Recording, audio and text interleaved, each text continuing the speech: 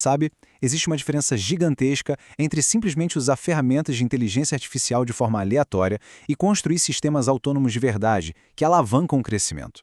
Hoje, na nossa análise, a gente vai explorar um roteiro estratégico super interessante projetado por especialistas em automação que encontramos nas nossas fontes. O objetivo? Diagnosticar e escalar as operações do seu negócio. O grande segredo aqui não é colecionar mais e mais ferramentas, mas sim entender a estrutura de 8 camadas que faz tudo isso rodar nos bastidores. Imagina a dor no bolso que um diagnóstico errado pode causar. Um erro clássico que acontece direto. Você constrói um sistema, mas o agente de IA simplesmente esquece o contexto da tarefa no meio do caminho. O resultado? Um desperdício de uns $400 em taxas de API jogados ralo abaixo em, sei lá, uma horinha. E sabe por que isso acontece? Não tem nada a ver com a tecnologia ser ruim. Acontece porque a física básica do sistema foi totalmente ignorada. Isso escancara um contraste gritante, a diferença entre a mentalidade de um usuário de ferramentas e a de um arquiteto de sistemas. Aquela galera que foca só na ferramenta é super reativa. Eles passam o dia pulando de plataforma em plataforma, mudando de prompt, torcendo para a próxima tentativa funcionar por milagre. Já a arquitetura de sistemas exige uma postura proativa, é focar em construir fluxos que escalam sozinhos. Quando a gente entende como as tecnologias dependem umas das outras, a gente sabe exatamente onde o processo quebrou e conserta a falha sem precisar jogar toda a estrutura no lixo. Então, para transformar aquelas automações quebradas em um sistema redondinho que trabalha enquanto a operação dorme, a gente vai seguir esse mapa de navegação em 5 passos. O erro mais caro, a base do sistema, a alavancagem da automação, a camada de negócios e, por fim, o plano de implementação. Vamos nessa? Passo 1. O erro mais caro. No mundo da IA, o maior prejuízo não é escolher o app errado, é não saber diagnosticar em qual camada a falha técnica rolou. Olha que sacada genial das nossas fontes. Lembra do Mendeleev, na química? Ele não ajudou os químicos dando uma lista de elementos aleatórios. Ele criou a tabela periódica, um sistema claro de interdependências para diagnosticar as reações. É exatamente o que a gente precisa fazer com a IA.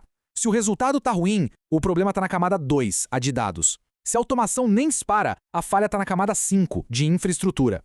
Agora, se o agente viajou na maionese e fugiu do roteiro, o erro está na camada 3, a de inteligência. Tentar consertar um problema de infraestrutura mudando o modelo de linguagem é literalmente tentar consertar a transmissão do carro trocando o motor. Não faz sentido, né? Então, a chave é entender como esses elementos se agrupam dentro das 8 camadas totais. Os 4 primeiros grupos formam a nossa fundação técnica. O grupo 1 lida com os blocos de montar fundamentais, os tokens, que são os átomos de todo o processamento de texto. O grupo 2 foca nos dados, que é o que alimenta o sistema com conhecimento de verdade. O grupo 3 é a inteligência, que coloca as barreiras de segurança e a memória para funcionar. E o grupo 4 são os modelos em si, os grandes motores que impulsionam essa engrenagem toda. Passo 2. A base do sistema.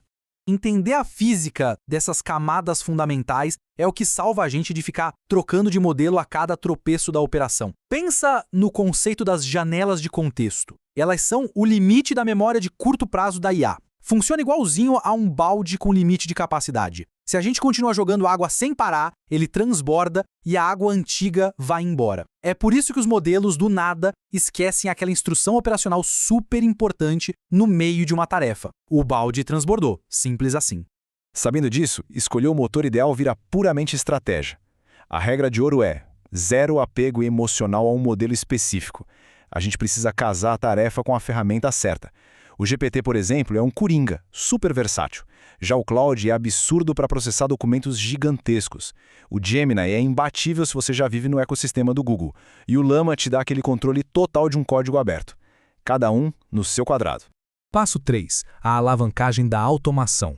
Agora a gente sobe para as camadas 5 a 8. É aqui que o verdadeiro poder operacional mora e onde as tarefas manuais são permanentemente extintas. E um dos grandes responsáveis por isso é o Protocolo de Contexto de Modelos, ou MCP. Pensa no MCP como uma tomada universal que conecta seus agentes de IA com os seus dados externos e com o mundo real. Ele estrutura a conversa entre sistemas diferentes. Sem ele, não existe espinha dorsal, não existe automação autônoma de verdade. Quer ver como a mágica flui nos bastidores, sem nenhum clique humano? É tipo um efeito dominó. Primeiro, um webhook sente que algo aconteceu e aciona a ação. Segundo, a API faz a transferência segura dos dados. Terceiro, o MCP entra em cena para organizar e formatar todo o contexto. Quarto, o modelo de IA pensa e processa. E quinto, uma chamada de função executa uma tarefa externa. As fontes citam estudos de caso reais de cair o queixo. Tem agência de marketing que automatizou o fluxo inteiro.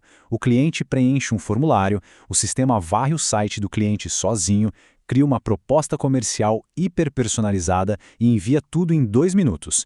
De novo, sem ninguém encostar no teclado. Mas, para botar ordem nessa banda toda, a gente precisa de orquestração. É literalmente a figura de um maestro regendo músicos muito especialistas.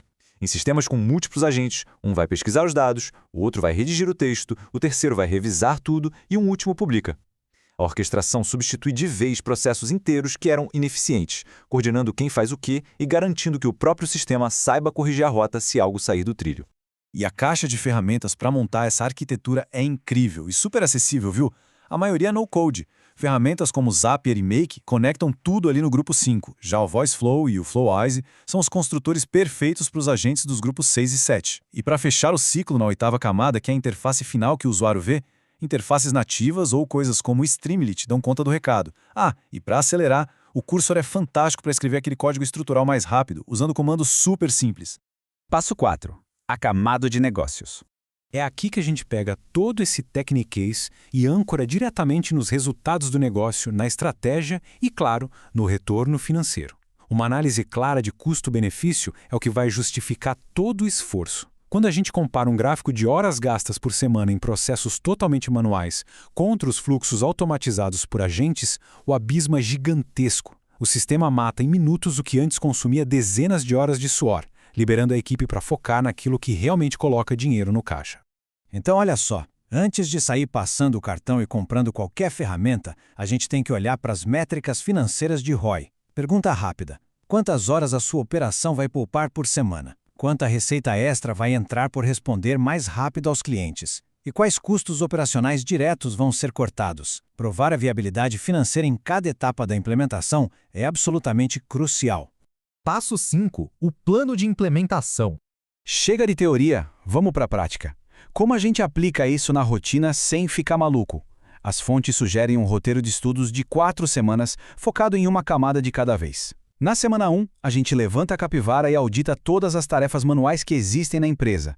Na semana 2, o foco é entender a base, os grupos de 1 a 4. Na semana 3, a gente domina a infraestrutura do grupo 5, focando em webhooks e APIs. E na semana 4, é a hora de botar a mão na massa e construir os agentes no-code usando os grupos 6 e 7 e fechar com a interface final para o usuário. É um estudo cirúrgico, sem sobrecarga. Para fechar a nossa análise de hoje, eu deixo essa provocação que resume tudo. A automação, de fato, constrói negócios que funcionam sem parar, escalando o seu tempo enquanto a operação inteira dorme. Isso exige uma mudança total de mentalidade, parar de reagir aos problemas apagando incêndio e começar a diagnosticar sistemas camada por camada. Então, fica a pergunta de $1 milhão para você. Qual camada do seu sistema operacional está implorando por um diagnóstico hoje mesmo para alavancar os seus resultados de amanhã? Pensa nisso. Até a próxima!